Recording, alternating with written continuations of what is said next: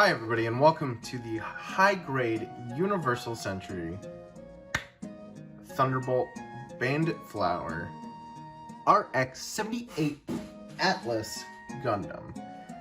Now, this is the third episode of this channel. If you guys are liking the content or appreciate it or want to see more from us, then please be sure to give us a like and a comment down below. I'd love to know what your thoughts are on the gunpla that we are working on and ways I could improve the channel. I wanted to state real quick before anybody asked that this background here is actually just EVA foam. It's gonna work as a temporary background. I did have a background I wanted to build and get ready to so I could start doing these uploads, but it's coming from China. And you know what's going on right now. Anyways, here we have the Atlas Gundam.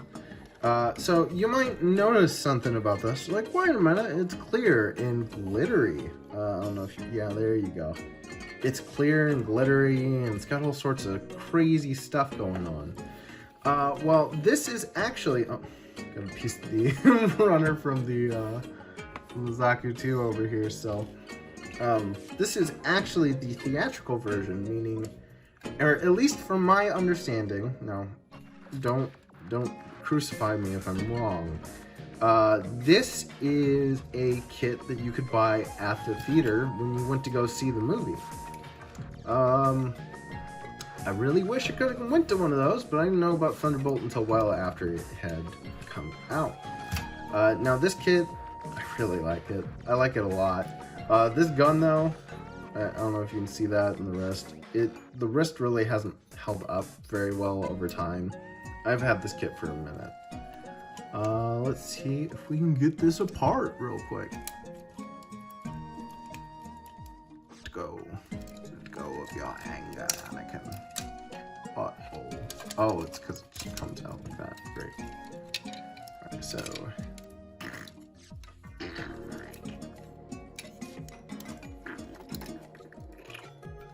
Go. I can just come up like that.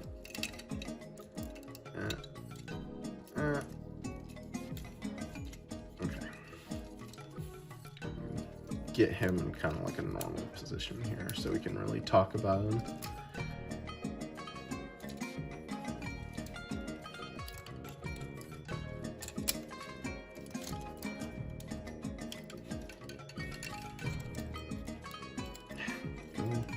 Down.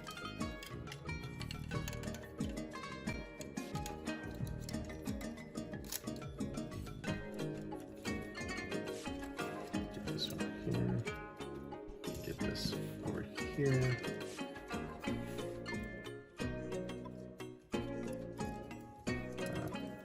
Fix this back. Wow, this is going to take a lot longer than I thought it was going to. There we go. Sure, that's something.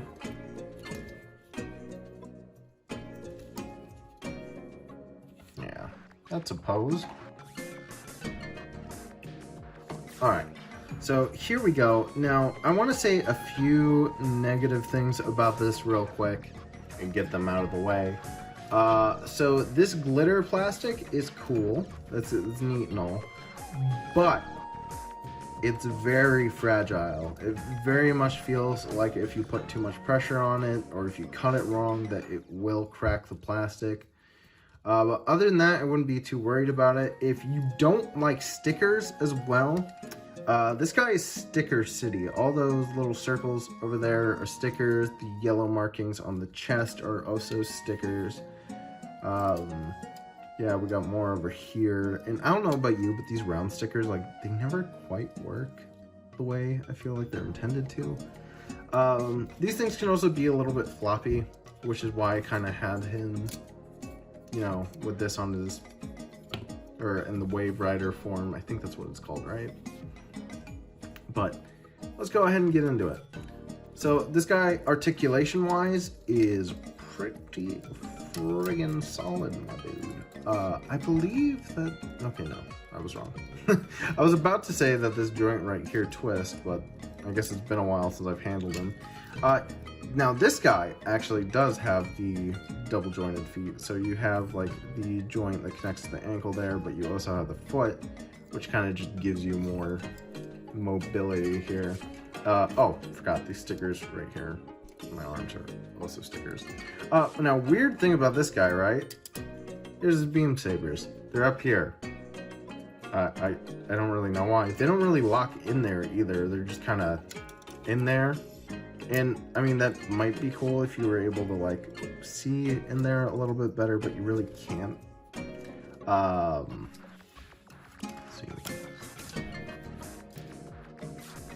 Now he comes with this crazy railgun thing. I'm pretty sure that's what they referred it to. I don't know. The guy really didn't have it that long in the movie. He just kind of like fired it once, decided he was bored with it, and like threw it. So hopefully that didn't land on anybody's house. Over here we've got this Halo battle rifle looking gun. I know there's a real world gun that this is based off of that gets used for a lot of things. It's just because it has like a really cool design here with the scope rail. Now, would I tell you that this guy has a lot of playability, a lot of good joints? No, not really. They're not the best. I mean, things do what they need to for you to be able to get some basic poses out of it. The abs are actually really good, so it's built... Oh, whoopsie. The abs are actually built in a way where you can do that.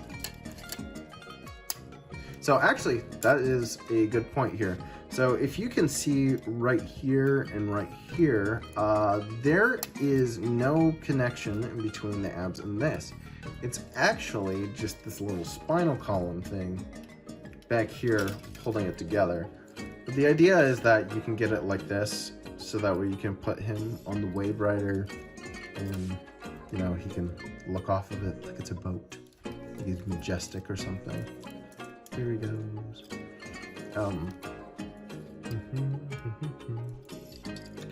I would say this guy is more of a looker than anything. I think he looks very interesting. He's definitely very unique with... Cool. I think he's very unique within my own collection. I don't know how often these glitter kits come out. But if you're into that, if you're into shiny Gundam, I would say that this guy might be your man.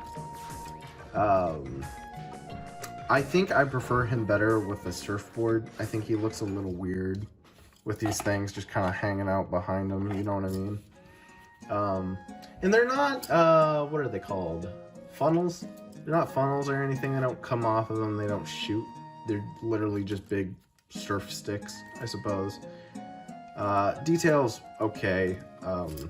Details definitely not what it is on the actual kit. I would love to get like a master grade of this, but I don't know if the time for Thunderbolt has passed, if they will ever do that in the future, and if I'm just an idiot and one already exists, please make me aware of it. Now, this was another kit. I bought him on eBay from somebody in Japan. Obviously, I wasn't there at the theater for this guy. Overall, I recommend him only if you like glitter, if you like these see-through gimmicks, and if you just plan on putting it on the wall and leaving it there. I think he's perfect for that, but I probably wouldn't goof with him too much. As you can see, he really doesn't even want to hold on to his weapons all that well.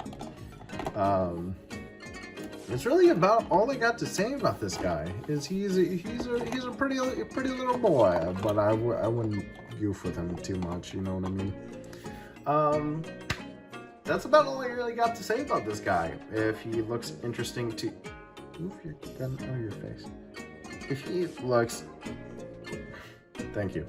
If he looks interesting to you, then I would say go ahead and pick him up. I remember building him was kind of a pain in the butt.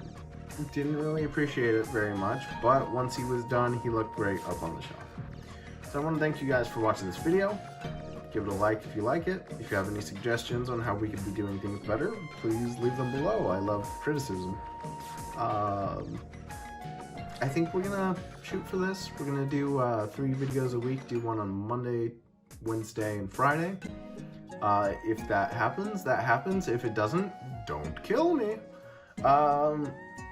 Suggest who we should review next. I have a few other Zaku's. So most of my collection is Universal Century. I think as of right now, assuming either this, you know, because it's a brand new channel, we don't get any views or comments or whatever, that I go ahead and decide to do some Core Gundam. I think next week might just be all Core Gundam because I like painting them up. So I'll show you guys some of the paint jobs and what I've learned about painting Gundam. And I think that'd be interesting. So I will see you guys later. Thank you. Bye-bye.